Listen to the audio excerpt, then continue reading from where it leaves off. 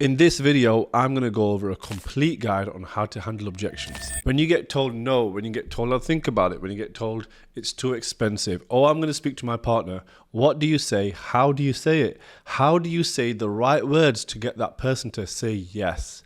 And that's what I'm going to go over with you today.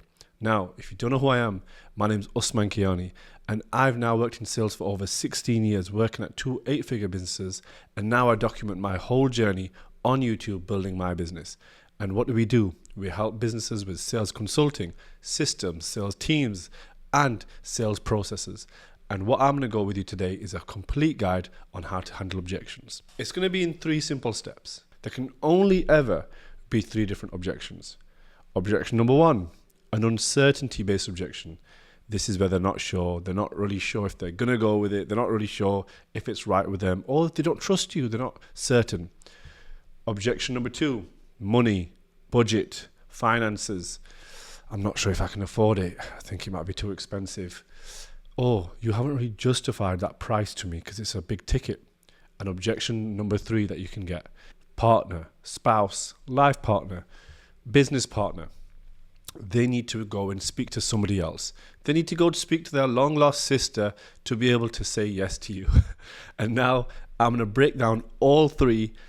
And why do the prospects say these to you? And what do you say in return? Now, if we break it down, when it comes to it, money and partner spouse, 90 to 95% of the time, they are smokescreen objections.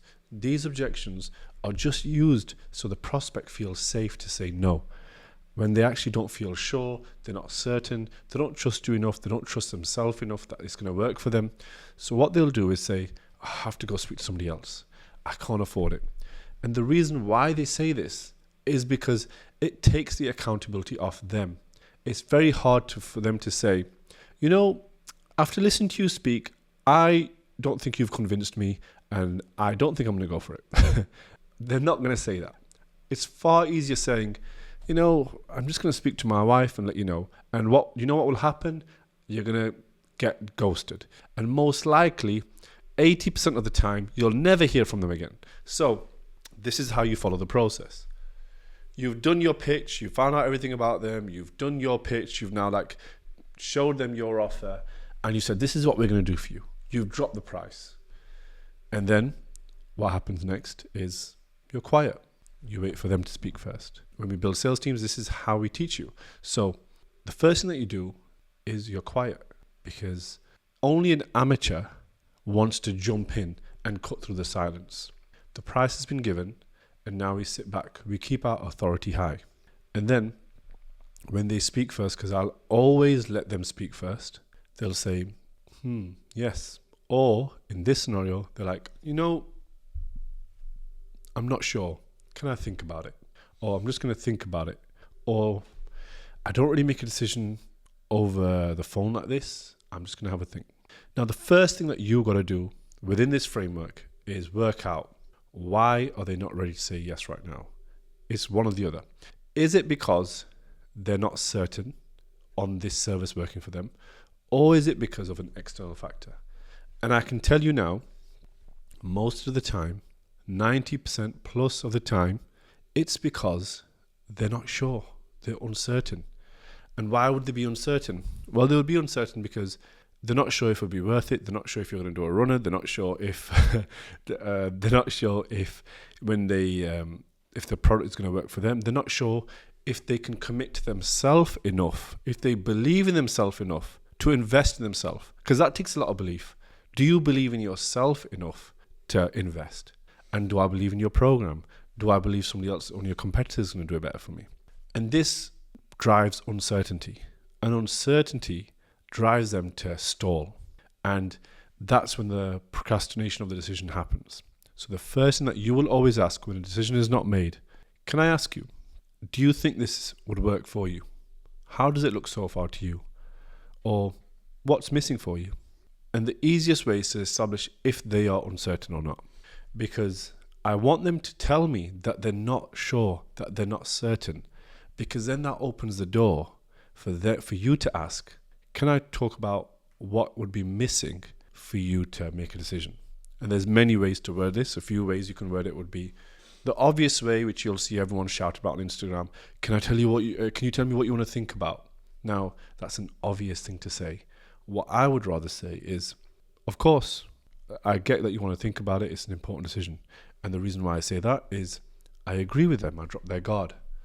And then it's simply, so when you're off this call, I'm going to make sure that you have all the information to be able to think about it. If I had to send you something, what information would you need me to send you? Or I'd say, before you get off the call today, what information do I need to give you for you to make a decision? And that will be the objection. That would be the thing stopping them from making a decision. Remember, whether they've said money or partner, we're most of the time tying it back to their uncertainty-based objection and asking them what they're uncertain about. And the way we ask them is to diffuse the situation, then by saying, so I can make sure you've got all the right information, what do you need to make a decision? And then often enough, they would say, I would need XYZ from you. I would need to know more about the program in this way. I would need to feel more certain about this area. And then simply all you do is just reply and say, sure, let me tell you a bit about that now if that's okay. I ask if that's okay to get permission again, because they're not going to say no. You get permission again, they open the door, which allows you to go into more detail about their objection. Every single time I'll go through the process. I acknowledge. I'll then disarm.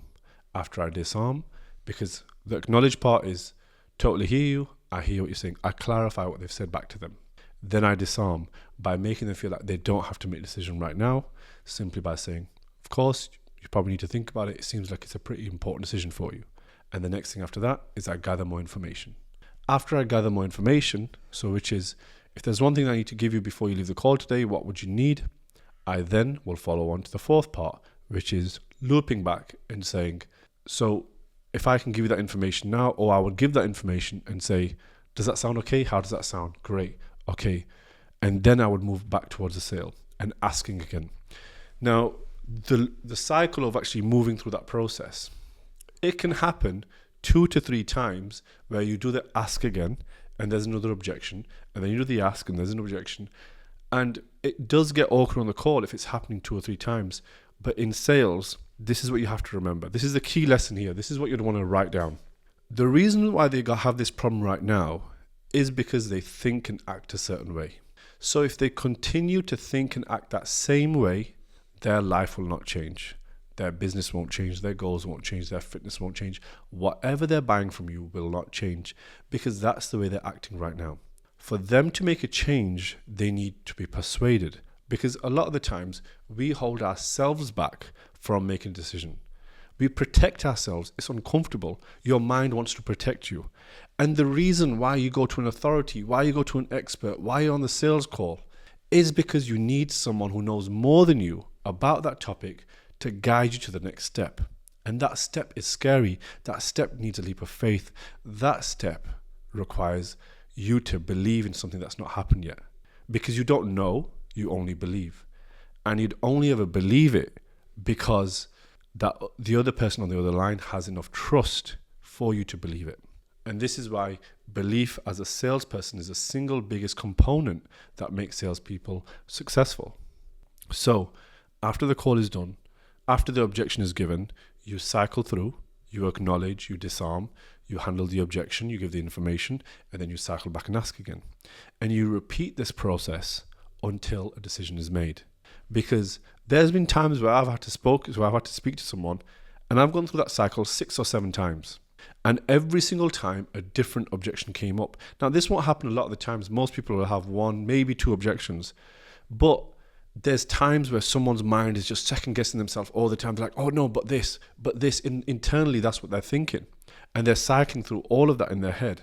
And then what I would do is I would simply ask, acknowledge, clarify, disarm, and go through that process and actually gather the information and clean up that mess can be fixed, whatever that thought is, and then we move on to the next thing. So every single time I'll follow that framework and I'll go through that again and again, because objection handling is not as aggressive as everyone will tell you online. You'll see these guys on YouTube saying, oh, you have to say this. And if they say this, you say this. And if you say this, you say this.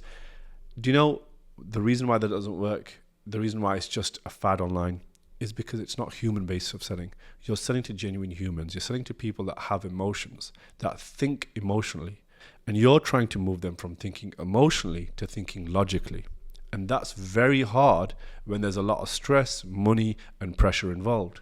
Remember this, you're moving them from thinking emotionally to thinking logically. A decision, a lot of the times it's logical. It's, hey, I need to do this thing, I'm going to say yes. So I'm always trying to get that emotional based way of thinking into a logical format. And that's why I'll break things down that way. Now, a great way to ask after you've handled their objection is not to say, hey, do you want to do it? That's not what you want to do because that involves pressure. I'd simply say, do you believe that we are aligned? Or are we now aligned in decision together? And the reason why I love the word aligned is because, one, it does not sound like a sales word. It sounds like a word where, are we in this together? Are we doing this together? Are we aligned? I stay away from every word that sounds like a salesy word. I don't even call the call a sales call. I call it a discovery call, a consult call, a call to find out more information. Even the money is an investment. Every word is spun in a way where it's against the sale, against talking about sales, because when we think about sales, we think instantly reject because we're being sold to every time. You look at your phone, Instagram selling to you. You look at a billboard, you go on a drive, a billboard selling to you. You go out, someone's selling to you. You go to a marketplace, someone is selling to you. You go on the TV, someone is selling to you. Everywhere you go, you're being sold to. So the way you need to handle objections and sell is through a human, compassionate, and intelligent approach, which is against what everybody else is telling you online. Now, if you implement this strategy, you will close more deals, you will be able to handle more objections, you will be able to turn over more decisions in your favor. And that is the beauty of persuasion and influencing and how to handle these objections. If you like this video, if this is useful to you, subscribe. There's more videos that we're posting every single week on different topics. First one, it's all about sales teams. The next about sales processes and sales tactics. And then third, it's more about my journey, what I'm doing with my business and how we actually build leaders and what we actually do internally. So if you want to learn more about us, watch more of our videos and subscribe. I'll catch you on the next one.